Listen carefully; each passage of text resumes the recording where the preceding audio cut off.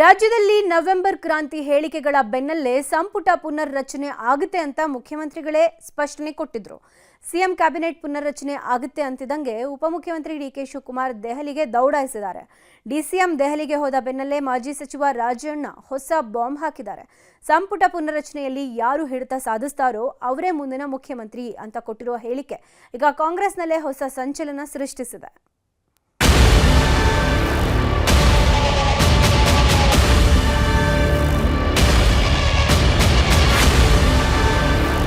ರಾಜ್ಯ ರಾಜಕೀಯದಲ್ಲಿ ನವೆಂಬರ್ ಕ್ರಾಂತಿಯ ಕಿಚ್ಚು ಜೋರಾಗಿ ಧಗಧಗಿಸ್ತಿದೆ. ಒಂದು ಕಡೆ ನವೆಂಬರ್ ಕ್ರಾಂತಿ ಅಂದ್ರೆ ಸಂಪುಟ ಪುನಾರಚನೆ ಅಷ್ಟೇ ಅನ್ನೋದು ಕಾಂಗ್ರೆಸ್ ಸಚಿವರು ಶಾಸಕರ ವಾದ. ಆದ್ರೆ ಬಿಜೆಪಿಯವರು ಹೇಳೋ ಪ್ರಕಾರ ನವೆಂಬರ್ ಕ್ರಾಂತಿ ಅಂದರೆ ಮುಖ್ಯಮಂತ್ರಿಗಳ ಕುರ್ಚಿಯೇ ಬದಲಾವಣೆ ಆಗುತ್ತೆ ಅನ್ನೋದು. ಬಿಜೆಪಿಯವರ ಮಾತಿಗೆ ಅಸ್ತ್ರ ಕೊಟ್ಟಂತೆ ಮೊನ್ನೆ ಸಿಎಂ ಪುತ್ರ ಯತೀಂದ್ರ ಸಿದ್ದರಾಮಯ್ಯನವರು ಸತೀ ಜಾರಕಿಹೊಳಿ ಸಿದ್ದರಾಮಯ್ಯನವರ ಉತ್ತರಾಧಿಕಾರಿ ಅಂತ ಹೇಳಿದ್ರು. ಎಲ್ಲದಕ್ಕೂ ಉತ್ತರ ಕೊಟ್ಟಿದ್ದ ಮುಖ್ಯಮಂತ್ರಿ ಸಿದ್ದರಾಮಯ್ಯ ಯಾವ ಕ್ರಾಂತಿನೂ ಇಲ್ದ, ಭ್ರಾಂತಿನೂ ಇಲ್ದ, ಹೈಕಮಾಂಡ್ ಹೇಳಿದ್ರೆ ಸಂಪುಟ ಪುನಾರಚನೆ ಮಾಡ್ತೀವಷ್ಟೇ ಅಂದಿದ್ರು. ಇಷ್ಟೆಲ್ಲ ಹೇಳಿಕೆಗಳ ಹಾವು ಏಣಿ ಆಟ ನಡೀತಿರೋವಾಗ್ಲೇ ಉಪಮುಖ್ಯಮಂತ್ರಿ ಡಿಕೆ ಶಿವಕುಮಾರ್ ಇವತ್ತು ದಿಢೀರ್ ದೆಹಲಿಗೆ ಹಾರಿದ್ದಾರೆ.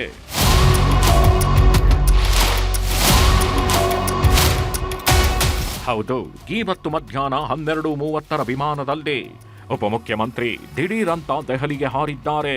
ಸಂಪುಟ ಪುನಾರಚನೆ ಚರ್ಚೆ ವಿಚಾರದ ಹೊತ್ತಲ್ಲೇ ಡಿಕೆ ಶಿವಕುಮಾರ್ ದೆಹಲಿಗೆ ತೆರಳಿರೋದು 10 ಪ್ರಶ್ನೆಗಳನ್ನ ಹುಟ್ಟು ಹಾಕಿದೆ. ದೆಹಲಿಯಲ್ಲಿ ಹೈಕಮಾಂಡ್ ನಾಯಕರನ್ನ ಭೇಟಿಯಾಗಲಿರುವ ಡಿಕೆ ಶಿವಕುಮಾರ್ ಪ್ರಮುಖವಾಗಿ 5 ವಿಷಯಗಳ ಬಗ್ಗೆ ಚರ್ಚೆ ಮಾಡಬಹುದು ಅಂತ ಹೇಳಲಾಗ್ತಿದೆ.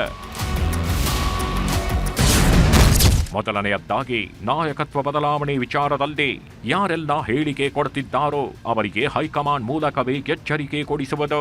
ಎರಡನೆಯದ್ದಾಗಿ ಸಂಪುಟ ಪುನಾರಚನೆ ವೇಳೆ ತಮ್ಮ ಪ್ರಾಬಲ್ಯವನ್ನ ಬಲಗೊಳಿಸಿಕೊಳ್ಳೋ ಬಗ್ಗೆ ಚರ್ಚೆ ನಡೆಸಬಹುದು. ಮೂರನೆಯದ್ದು ಬಿಹಾರ್ ಚುನಾವಣೆಯ ಆಗು ಹೋಗುಗಳ ಬಗ್ಗೆ ವರಿಷ್ಠರ ಜೊತೆ ಚರ್ಚೆ ನಡೆಸುವುದು. ನಾಲ್ಕನೆಯದ್ದು ರಾಹುಲ್ ಗಾಂಧಿ ಕರ್ನಾಟಕ ಭೇಟಿ ವೇಳೆ ನಡೆಯೋ ಕಾರ್ಯಕ್ರಮಗಳ ನಿಗದಿ ಬಗ್ಗೆ ಚರ್ಚೆ ನಡೆಸೋದು. ಐದನೆಯದ್ದು ಕಾಂಗ್ರೆಸ್ ಪಕ್ಷದ ಬಲವರ್ಧನೆ ಮತ್ತು ರಾಜ್ಯದಲ್ಲಿ ನಿರ್ಮಾಣ ಆಗಿರುವ ನೂತನ ಕಟ್ಟಡಗಳ ವಿವರಣೆಯನ್ನು ನೀಡಲಿದ್ದಾರೆ ಅಂತ ಹೇಳಲಾಗ್ತಿದೆ. ಡಿಕೆ ಶಿವಕುಮಾರ್ ದೆಹಲಿಗೆ ದಿಢೀರಂತ ಹೋಗಿರೋ ಹಿಂದೆ 108 ಲೆಕ್ಕಾಚಾರಗಳಿದ್ರು. ಯಾವುದನ್ನು ಡಿಸಿಎಂ ರಿವೀಲ್ ಮಾಡಿಲ್ಲ. ಆದ್ರೆ ದೆಹಲಿಗೆ ಹೋಗೋ ಮೊದಲು ನವೆಂಬರ್ ಕ್ರಾಂತಿ ಚರ್ಚೆ ನಡುವೆಯೇ ಡಿಸಿಎಂ ಡಿಕೆ ಶಿವಕುಮಾರ್ ಸಚಿವರು ಶಾಸಕರು ಡಿಸಿಸಿ ಅಧ್ಯಕ್ಷರಿಗೆ ಡೆಡ್ ಲೈನ್ ಕೊಟ್ಟಿದ್ದಾರೆ. ರಾಜ್ಯದ ಎಲ್ಲಾ ಡಿಸಿಸಿ ಬಿಸಿಸಿಗಳು ಸ್ವಂತ ಕಚೇರಿ ಹೊಂದಲು ಡಿಕೆಶಿ ಸೂಚನೆ ನೀಡಿದ್ದಾರೆ. ನವೆಂಬರ್ 20ರ ಒಳಗೆ ಕಟ್ಟಡ ಕಾಮಗಾರಿ ಪೂರ್ಣಗೊಳಿಸಬೇಕು ಎಂದು ಪತ್ರ ಬರೆದಿದ್ದಾರೆ. ನವೆಂಬರ್ 20ಕ್ಕೆ ರಾಜ್ಯ ಸರ್ಕಾರ ಅಧಿಕಾರಕ್ಕೆ ಬಂದು 2.5 ವರ್ಷ ಪೂರ್ಣವಾಗುವ ಹಿನ್ನೆಲೆ ಗಡುವು ಮುಗಿಯೋದ್ರೊಳಗೆ ಎಲ್ಲಾ ಪ್ರಕ್ರಿಯೆ ಮುಗಿಸಿ ಎಂದು ಖಡಕ್ ಸೂಚನೆ ಕೊಟ್ಟಿದ್ದಾರೆ. ನವೆಂಬರ್ 15ಕ್ಕೆ ಸಿಎಂ ದೆಹಲಿ ಪ್ರಯಾಣ. ಇವತ್ತು ಉಪಮುಖ್ಯಮಂತ್ರಿ ಡಿಕೆ ಶಿವಕುಮಾರ್ ದೆಹಲಿಗೆ ಹೋಗಿರೋ ಹಿಂದೆ ನಾನಾ ಲೆಕ್ಕಾಚಾರಗಳು ಚರ್ಚೆಯಾಗ್ತಿದೆ. ಇನ್ನೊಂದು ಕಡೆ ಮುಖ್ಯಮಂತ್ರಿ ಸಿದ್ದರಾಮಯ್ಯ ಕೂಡ ದೆಹಲಿ ಪ್ರವಾಸಕ್ಕೆ ಸಜ್ಜಾಗಿದ್ದಾರೆ. ನವೆಂಬರ್ 14ರಂದು ಬಿಹಾರದ ವಿಧಾನಸಭೆ ಚುನಾವಣೆಯ ಫಲಿತಾಂಶ ಹೊರಬೀಳಲಿದೆ. ಅದಾದ ಮರುದಿನವೇ ಅಂದರೆ ನವೆಂಬರ್ 15ರಂದು ಸಿದ್ದರಾಮಯ್ಯ ದೆಹಲಿಗೆ ತೆರಳಲಿದ್ದು ದೆಹಲಿಯಲ್ಲಿ 2-3 ದಿನಗಳ ಕಾಲ ವಾಸ್ತವ್ಯಾನು ಹೂಡಲಿದ್ದಾರೆ. ನವೆಂಬರ್ 15ರಂದು ಕಾಂಗ್ರೆಸ್ ಹಿರಿಯ ನಾಯಕ ಕಪಿಲ್ ಸಿಬಲ್ ಅವರ ಪುಸ್ತಕ ಬಿಡುಗಡೆ ಕಾರ್ಯಕ್ರಮದಲ್ಲಿ ಮೊದಲು ಸಿಎಂ ಭಾಗಿಯಾಗ್ತಾರೆ. ಇದಾದ ಮೇಲೆ 3 ದಿನ ಸಿಎಂ ದೆಹಲಿಯಲ್ಲೇ ವಾಸ್ತವ್ಯ ಹೂಡಲಿದ್ದಾರೆ ಅಂತ ಹೇಳಲಾಗ್ತಿದೆ. ದೆಹಲಿ ಭೇಟಿ ವೇಳೆ ಸಂಪುಟ ಪುನಾರಚನೆ ಬಗ್ಗೆ ವರಿಷ್ಠರ ಜೊತೆ ಸಿಎಂ ಚರ್ಚೆ ಮಾಡುವುದು ಬಹುತೇಕ ಫೈನಲ್ ಆಗಿದೆ. ಹೈಕಮಾಂಡ್ ಅವರು ಕ್ಯಾಬಿನೆಟ್ ಈಗ 3-4 ತಿಂಗಳಿಂದ ಕ್ಯಾಬಿನೆಟ್ ರೀಸಬಲ್ ಮಾಡಿ ಅಂತ ಹೇಳ್ತಾ ಇದ್ರು. ಅದಕ್ಕೆ ನಾನು 2.5 ವರ್ಷ ತುಂಬಲಿ, ಅದಾದ್ಮೇಲೆ ಮಾಡೋಣ ಅಂತ ಹೇಳಿದ್ದೆ. 2.5 ವರ್ಷ ತುಂಬುತ್ತೆ, ಅದು ನೋಡಿ ಮಾತಾಡ್ತೀನಿ ಅವ್ರ ಜೊತೆ. ಹೋದಾಗೆಲ್ಲ ಭೇಟಿ ಮಾಡ್ತೀನಿ,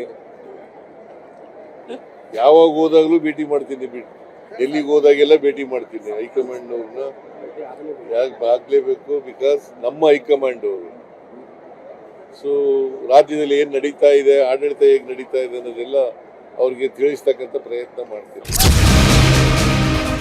ದೆಹಲಿಗೆ ಹೋಗ್ತೀನಿ, ವರಿಷ್ಠರನ್ನ ಭೇಟಿ ಮಾಡ್ತೀನಿ, ಸಂಪುಟ ಪುನಾರಚನೆ ಬಗ್ಗೆ ನಿರ್ಧಾರ ಮಾಡ್ತೀವಿ ಅಂತ ಮುಖ್ಯಮಂತ್ರಿಗಳೇ ಬೆಳಗಾವಿಯಲ್ಲಿ ಹೇಳಿಕೆ ಕೊಟ್ರು. ಸಿಎಂ ಹೇಳಿಕೆ ಕೊಟ್ಟ ಬೆನ್ನಲ್ಲೇ ಹಾಲಿ ಹಿರಿಯ ಸಚಿವರು ಮಂತ್ರಿ ಸ್ಥಾನ ಉಳಿಸಿಕೊಳ್ಳೋದು ಹೇಗೆ ಅಂತ ಚರ್ಚೆ ಮಾಡ್ತಿದ್ರೆ, ಇನ್ನು ಮಂತ್ರಿ ಸ್ಥಾನದ ಆಕಾಂಕ್ಷಿಗಳು ನಮಗೂ ಸಚಿವ ಸ್ಥಾನ ಸಿಗತ್ತೆ ಅನ್ನೋ ವಿಶ್ವಾಸದಲ್ಲಿದ್ದಾರೆ. ಅಲ್ಲ, ಸಂಪುಟ ಮತ್ತು ಬದಲಾವಣೆ ಇದ್ರೆ ಬದಲಾವಣೆ ಆಗೇ ಆಗ್ತಾರೆ. ಮತ್ತು ಹೊಸ ಹಳಬರು ಹೋಗಿ ಹೊಸವರು ಬಂದೇ ಬರ್ತಾರೆ.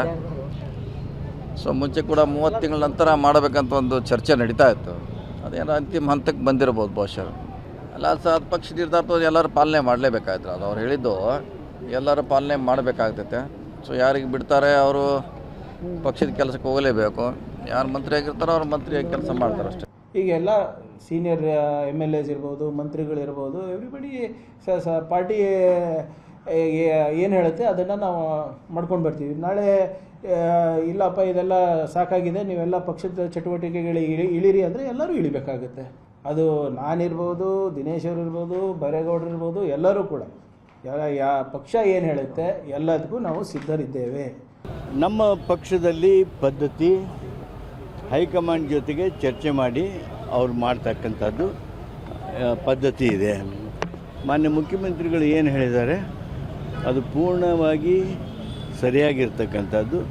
ವಿಸ್ತರಣೆ ಮಾಡೋದು, ಬದಲಾವಣೆ ಮಾಡೋದು ಎಲ್ಲವೂ ಮಾನ್ಯ ಮುಖ್ಯಮಂತ್ರಿಗಳ ವಿವೇಚನೆಗೆ ಬಿಟ್ಟಿದ್ದು. ಬರೀ ಸಚಿವ ಸಂಪುಟ ವಿಸ್ತರಣೆ ಆಗುತ್ತೋ ಅಥವಾ CM ಬದಲಾವಣೆ ಏನೋ ಆಗುತ್ತೋ ಅದು ಅವ್ರಿಗೆ ಗೊತ್ತು. ಅದರ ಬಗ್ಗೆ ನಾವು ಮಾತನಾಡೋದಕ್ಕೂ ಸಹಿತ ನಮ್ಮ ಪಕ್ಷದವರು ನಿರ್ಬಂಧನೆ ಹಾಕಿದ್ದಾರೆ. ಮುಖ್ಯಮಂತ್ರಿಗಳಿಂದ ಹಿಡಿದು ಸಚಿವರುಗಳು ಸಂಪುಟ ಪುನಾರಚನೆ ಆಗತ್ತೆ ಅಂತ ಹೇಳ್ತಿದ್ದಾರೆ. ಆದ್ರೆ ನಾಯಕತ್ವ ಬದಲಾವಣೆ ವಿಚಾರದ ಬಗ್ಗೆ ಪ್ರಶ್ನೆ ಮಾಡಿದ್ರೆ ನಾವು ಮಾತಾಡಲ್ಲ, ಹೈಕಮಾಂಡ್ ನಿರ್ಬಂಧವಿದೆ ಅಂತಿದ್ದಾರೆ. ಆದ್ರೆ ಪವರ್ ಶೇರಿಂಗ್ ವಿಚಾರದ ಬಗ್ಗೆ ಮತ್ತೆ ಮಾಜಿ ಸಚಿವ KN ರಾಜಣ್ಣ ಸ್ಫೋಟಕ ಹೇಳಿಕೆ ನೀಡಿದ್ದಾರೆ. ಸಂಪುಟ ಪುನಾರಚನೆ ಮೇಲೆ ಸಿಎಂ ಬದಲಾವಣೆ ಭವಿಷ್ಯ ನಿಂತಿದೆ. ಸಂಪುಟ ಪುನಾರಚನೆಯ ಅಧಿಕಾರ ಯಾರಿಗೆ ಸಿಗತ್ತೆ ಅವರೇ ಸಿಎಂ ಆಗಲಿದ್ದಾರೆ ಅಂತ ಹೊಸ ಬಾಂಬ್ ಹಾಕಿದ್ರು. ಸಿದ್ದರಾಮಯ್ಯನವರಿಗೆ ರೀಶಫಲ್ ಮಾಡಕ್ಕೆ ಹೈಕಮಾಂಡ್ ಒಪ್ಪಿಗೆ ಕೊಟ್ರೆ ಅವರೇ 5 ವರ್ಷ ಇದ್ದಾರೆ. ರೀಶಫಲ್ ಮಾಡಕ್ಕೆ ಒಪ್ಪಿಗೆ ಕೊಡದೇ ಇದ್ರೆ ಮುಂದೆ ಏನಾಗ್ತದೆ ಅಂತ ಯಾರು ಹೇಳಿಕ್ಕಾಗಲ್ಲ. ಯಾಕಂದ್ರೆ ಹೈಕಮಾಂಡ್ ನಲ್ಲಿ ಅವ್ರಿಗೆ ರೀಶಫಲ್ಗೆ ಅವಕಾಶ ಕೊಟ್ಟರೆ, ಪರ್ಮಿಷನ್ ಕೊಟ್ಟರೆ ಅವ್ರು 5 ವರ್ಷ ಇದ್ದಾರೆ. ಅವ್ರಿಗೇನೋ ರೀಶಫಲ್ ಮಾಡ್ಲಿಕ್ಕೆ ಅಥವಾ ಎಕ್ಸ್ಪಾನ್ಷನ್ ಇನ್ನೊಂದು ಏನೋ ಅವ್ರ ತಲೆಯಲ್ಲಿ ಏನಿದೆ ಅದನ್ನು ಮಾಡ್ಲಿಕ್ಕೆ ಹೈಕಮಾಂಡ್ ಅವ್ರಿಗೆ ಒಪ್ಪಿಗೆ ಕೊಡದೇ ಇದ್ದಾಗ ಆಗ ಪೊಲಿಟಿಕಲ್ ಡೆವಲಪ್ಮೆಂಟ್ಸ್ ಇನ್ಎವಿಟಬಲ್ ಅಂತ ಆಗ್ತದೆ. ಸೊ ಕಾಂಗ್ರೆಸ್ ನಾಯಕರ ಹೇಳಿಕೆಗಳನ್ನ ಗಮನಿಸ್ತಾಗಿದ್ರೆ ರಾಜ್ಯದಲ್ಲಿ ನವೆಂಬರ್ ಕ್ರಾಂತಿ ಆಗೋದು ನಿಶ್ಚಿತ. ಹಿರಿಯ ಸಚಿವರು, ಇಲಾಖೆಯಲ್ಲಿ ಪ್ರಗತಿ ಸಾಧಿಸದ ಸಚಿವರು ಕುರ್ಚಿ ಕಳೆದುಕೊಳ್ಳೋದು ಖಚಿತವಾಗಿದೆ.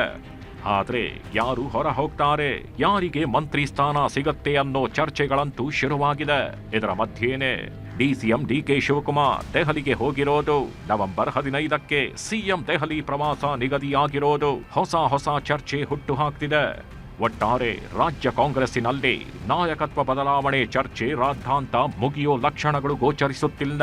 ನಾಯಕತ್ವ ಬದಲಾವಣೆ ವಿಚಾರವಾಗಿ ನಾಯಕರು, ಶಾಸಕರು, ಸಚಿವರು ದಿನಕ್ಕೊಂದು ಹೇಳಿಕೆ ನೀಡುತ್ತಿದ್ರು. ಕಾಂಗ್ರೆಸ್ ಹೈಕಮಾಂಡಿನ ಮೌನ ನಡೆ ಸಾಕಷ್ಟು ಕುತೂಹಲಕ್ಕೆ ಕಾರಣವಾಗಿದೆ. Bureau report, news 18.